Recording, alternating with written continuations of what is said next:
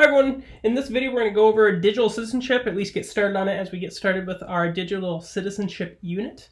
To kind of go over what we're going to do in this video, it's going to be a pretty short video. I'm going to try and keep these as short as possible, but we're going to go over a couple approaches to digital citizenship curriculum and then get into some housekeeping on what we're going to be doing this week as we kind of adjust to our more remote instruction or online instruction, however you want to think of it.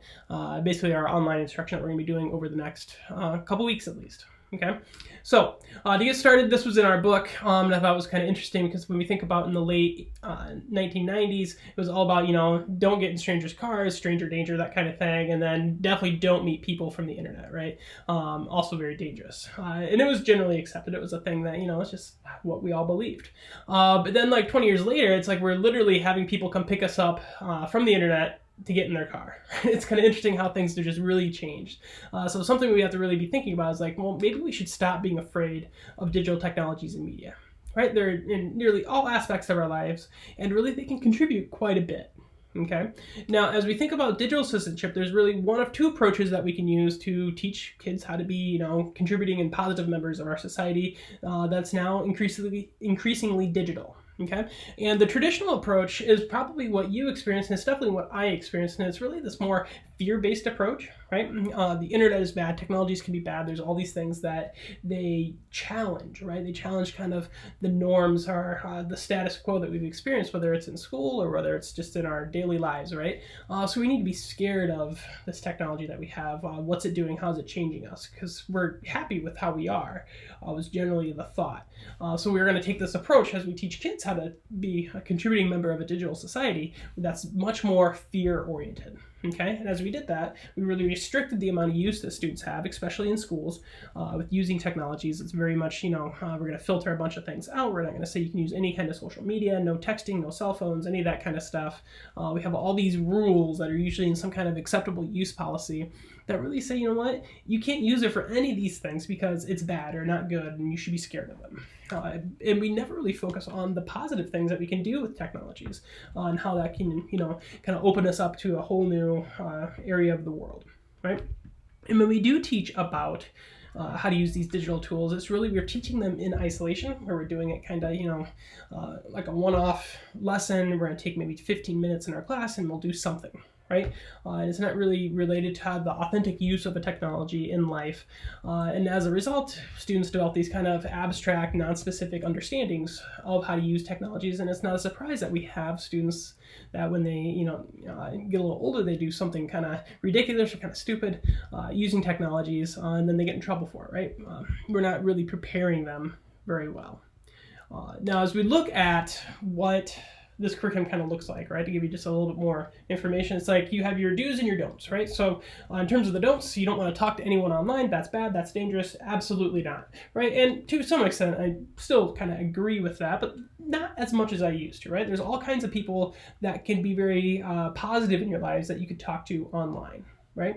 Especially if you're got some kind of niche interest that you want to pursue, like you could find those people, those communities on the internet someplace, whether it's through something like a Twitter or a Snapchat or whatever it might be, and you can join those communities and have kind of this productive interaction with them, right? Definitely we can't use social media though, right? That was definitely a message that we still hear today, right? Like social media is bad, and yes, it can be if we don't try to use it in a good way. Right? I'm a big advocate of using social media, especially in education, as long as we're using it in an appropriate way, right? You have a goal in mind that you're trying to achieve through the use of it, okay? But traditionally, we're saying, no, we're not going to use that. And you definitely don't want to believe what's on the internet. And a lot of people think that, Wikipedia is very inaccurate and we don't want to ever use that. But there is an interesting study from a number of years ago now, but they went and they checked the accuracy of the Encyclopedia Britannica and accuracy of what was on Wikipedia. They picked a number of different articles from both and checked it, and the actual on Wikipedia had fewer mistakes than what was in the actual printed encyclopedias. So it's kind of interesting how that works. And I think that's why we're starting to see encyclopedias disappear, because there's so much more quality information that you can find on the internet. And the idea, though, is that we have to be able to find that information, which is kind of connecting back to what we learned about with media literacy. How do you know if something's a good quality source, that kind of stuff. And then generally, technology is bad, right? Bad things are going to happen, so we should just find something else to do. So we should not use technology because it is bad. Okay. Now, when we do use technology, though, there are a few things that are a good thing to do, right? At least with this perspective, this kind of outlook on digital citizenship. So it's okay to have a positive online presence, which I absolutely think is important. I think you should, put your best foot forward. I think that's always a good idea, whether it's online or offline. And if you haven't Googled yourself lately, it might not be a bad idea to do that at some point soon, just so you know, hey, what's actually out there? Because as you get ready to look for jobs here in a couple years, that first teaching job, they're definitely the people in the interview committee are going to Google you, and they will find you, at a party doing whatever it is. So you want to make sure that you clean it up and you're ready for that kind of professional appearance online a little bit. But that was like the primary thing that the traditional approach to digital citizenship curriculum focused on. It's like only having that positive presence, right? And it's good, but you don't want to take it too far where you're really just showing, almost kind of like showing off, right? You want to show only the things that you're doing a standout job on, right? Kind of that keeping up with the Joneses kind of thing, like, look how great I am. And it's like, well, that's not sustainable either because you get burned out doing that kind of stuff. And that kind of goes with kind of self-branding, showing how great you are at everything. But that was like the focus. If you're going to use it, that's what you have to use it for. And when you think about it, that's really limiting the possibilities, right? And what we're seeing is that approach really doesn't prepare students for today's society or rapid change. Now, we just happen to be in a period of very rapid change with this whole COVID-19 thing that's going on, right? And we have schools all over the country and all over the world that are transitioning from, the traditional face-to-face everyday instruction to now having to do remote instruction, flex instruction, online instruction, distance education, however you want to conceptualize it, right? They're not doing it in person, right? And what we're seeing is they're freaking out, right? They're thinking, what are we going to do? This is so, not going to happen. And that's because they don't have the skills to be able to pull this off, right? They don't have the ability to use some of these tools. They don't know different ways that they can conceptualize and bring students together in an online format or other distant formats. And they're really struggling, right? I've had my Twitter feed open all day and I just see how many teachers that I follow are really struggling with this transition to doing things remotely. And it is a difficult transition. I just think about the difficulties I've had this week trying to get the stuff ready for class. And it is a difficult change. But if you have the skills, you can be successful. It just takes a lot of time and a lot of thought. And I'm sure with this pandemic that we're going through, we'll all figure it out. We'll come out, positive in the end. But I just think about how much easier would this be if we had a different approach where we didn't base our digital citizenship curriculum on this kind of fear approach where we're actually thinking about, well, how can we take advantage of these tools? Because if we were taking advantage of them, maybe this transition might not be so difficult. It probably still would be, but I'm just still thinking that it doesn't have to be as hard, I think, as it has been. And that's why I like the book that we're reading by Mattson, because it talks about a participatory digital citizenship curriculum. And through this approach, it's really about empowering learners, right? We want to make sure that learners can do whatever it is that they want to do, right? You got to get them those skills. And how we do that is through experiences, right? We want to be able to model whatever appropriate expectations are that typically we agree on as a teacher and students, right? So we want to model those. And then we want to give those students opportunity to practice those skills so they can, actually develop the knowledge and skills that they need to be successful in the future. And then when they don't, they're going to make those mistakes. And we can be there as a mentor to say, you know what, this is what we probably should have done, or think through how we maybe should have done something differently. So this is very much a different kind of approach to doing digital citizenship. And I actually like this approach a lot more because the focus is on empowering learners, which is really what we should be doing. Okay. Now, one of the first steps that Mattson talks about in the book is really, if you're going to do this, you got to create this digital learning community for your classroom. And we just happen to live in the most kind of technology advanced time in the history of the world, right? So there's all these different tools out there that we can use. For us, it's D2L and Google Classroom is what we've been using, but a lot of people use Edmodo or they use Canvas, VoiceThread, Flipgrid. There's all kinds of these things that are out there in between what's in the digital citizenship book and then what's in our Google infused classroom book. There's all kinds of different digital tools that you can explore as you think about, well, how can we create some of these things? So as we look at how we have defined what a digital learning community is, it's really the space where voices are invited to contribute, collaborate, with one another, and then critically think together, right? That's how Matson's described it on page 12, and that's really what we're looking at doing, not really even theoretically anymore. It's what we're doing actually right now with a lot of teachers across the world as they transition what they're doing face-to-face to these online settings. Okay, so what I want to just do to kind of wrap up here is talk about how do you get started, especially if you're not under the gun of the global pandemic that we're doing right now. How do you traditionally, get started if you want to do something like this in your classroom? And really that first step is you have to investigate your options, right? What is it that you want to try and do, and think about what kind of options are out there to do that, right? Maybe you get into Google Classroom and explore that, or maybe you do something with Flipgrid or whatever the tool is, right? You start looking at what the options are, and then from there, you can start thinking about, okay, well, this is kind of what I want to do, and you start making up these goals or targets of where you want to be, right?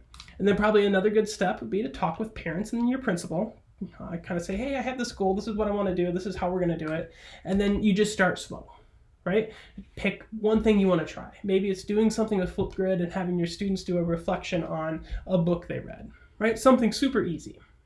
It doesn't take a lot of effort, but it's a way for them to get into the online space and start interacting in there and learning how to use that space. Now, as you create these environments, something that's important to do is to let students have a voice in how they're run, what it looks like, the kinds of things you do. And this is obviously going to vary by age group, right? You're not going to give kindergartners a lot of flexibility with this, a lot of choice. With your middle school age students that all of you will be certified to teach, you would probably give them a bit more of a voice in there as you set those expectations. And then the next step then is to model those expectations for students, because you know what? Maybe they've never seen whatever these positive interactions that we want to have. Maybe they've never seen them happen before. So we got to figure out how do we do that for them. And then as you use it more and more, it's important to get your students kind of to reflect on how we're using the digital learning community, right? Make that thinking over it, make those skills, those knowledge, those competencies that we want them to show us that they can do, make that overt for them. Have a reflection that they do, maybe like a think, compare, share, something simple like that, where they think about whatever prompt it is that you want them to think about related to the digital learning community. Then they talk with a partner, then they kind of share as a class. Okay. And then just like students, you want to do that yourself, right? So it's always helpful if you find a buddy, find another colleague, whether it's in the same building or maybe in a different town, working at a different school, someone that can kind of go through this with you. That way they can be a person you can turn to if you need help, because you will run into issues, right? That's just how the world works. But then you can just kind of reflect with someone and talk about how it's going and, adjust accordingly. Okay. So I'm going to stop here. I'm going to try and not have a ton of content, and we're at about 13 minutes and have a little bit left. So I want to try and keep these, less than 20 for sure, especially as we get started with this new format. So if you have questions, you got to let me know, okay? And it's more important now than ever to make sure that you're reaching out to me if you have questions, because I'm not going to see you. Right? We're not going to meet on Tuesdays at Jolly anymore. If we get back on campus, we'll be meeting face-to-face again just on campus someplace in Dalzell probably. But for while we're apart, it's important that you ask questions. So you can email me. There's the discussion forum that you can ask questions in D2L. We can do the online office half hour. If that doesn't work for you for whatever reason, we can always, set up something another time where we can talk on the phone, whatever it is. The main point here is you got to ask the question, okay? Because if you don't ask the question, I'm not going to know. It's much harder. And if I notice that maybe you're not participating much in our discussions, or I'm not seeing something turned in, I'll follow up with you. There's ways that we can get a hold of you, whether it's, a text message or something like that, an email, that kind of stuff. We'll get a hold of you and we'll try to, make sure you're successful, because I want everyone to be successful. So as we get adjusted, just keep that in mind. If you have a question, you have to ask the question, okay? So to kind of wrap up, kind of our last slide here, a little housekeeping. What do we need you to be doing kind of throughout this week, okay? Well, the first thing is you got to do some reading. Okay, so we have our Matson book. We've kind of rearranged the schedule, so that's where we're going next. So we're going to do Matson. You need to read pages 1 through 3 and then chapter 1. And then you also need to read it out of Clark, and pages 40 through 46 is actually stuff that you should have read, but since we've kind of reshuffled things, I wanted to just kind of go back and have you thumb through those pages real quick one more time. And then we're going to skip to the end of the book and read pages 114 through 127. Okay? Now, if you don't have your book, and I know there are some of you that don't, I have asked our publisher, it's ISTE, is the publisher that published this book that we're using. They have provided us with a PDF version of the entire book, of the digital citizenship book. Now, the Clark book, I'm still working on trying to get a copy of that for you if you don't have that with you. Worst case, I will scan it in and I will grossly violate copyright, and I've been told that that's okay given the circumstance that we're in, but it might be, early in the first part of this week that before I get it up there, because it's going to take me some time to scan some of these, quite a few pages to scan in on the copier. Okay, so you need to do those readings. Now, once you're done with the readings, we have our first kind of online discussion that we're going to do. And this is really, think about the discussion as kind of how we're interacting normally in class, because we can't do some of the normal activities that we have to do in class because we're not together. So this is what we're doing instead, okay? Now, the way I run my discussions is actually probably different than what you've had in a lot of other classes. I have 2 due dates for discussions. I have a first post due date, which is always going to be a Wednesday, and this first one is going to be on the 25th of March. And you have, in the instructions in D2L, it shows you exactly what you need to do. Okay, and I believe for this first one, you're going to describe and justify how you would transition to this online distance learning format, right? Kind of putting you in the position of teachers that we have today. Okay, so you're going to describe that, and they'll give you, specific things you need to state. So just do what's there, and if you have a question, you let me know.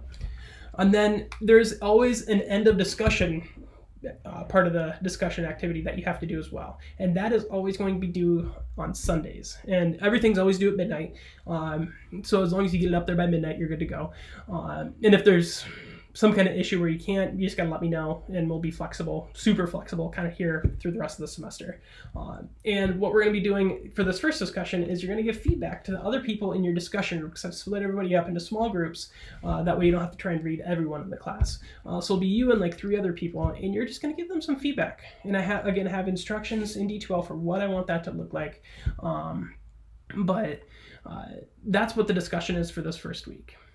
Now, we also have a couple assignments that we need to turn in still. Now, these were things that were assigned before the world went crazy and everyone started getting sick. Okay, so we have the thank you cards assignment and then the digital storytelling project. Now, these are things that you should have already started, but I'm going to give you until the 29th, which is this coming Sunday, to get those turned in. So you still have time to do those this week if you still have something yet to do. Okay?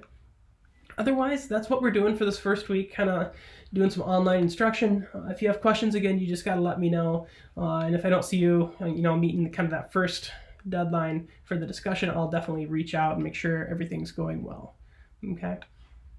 So otherwise, I'll see you online.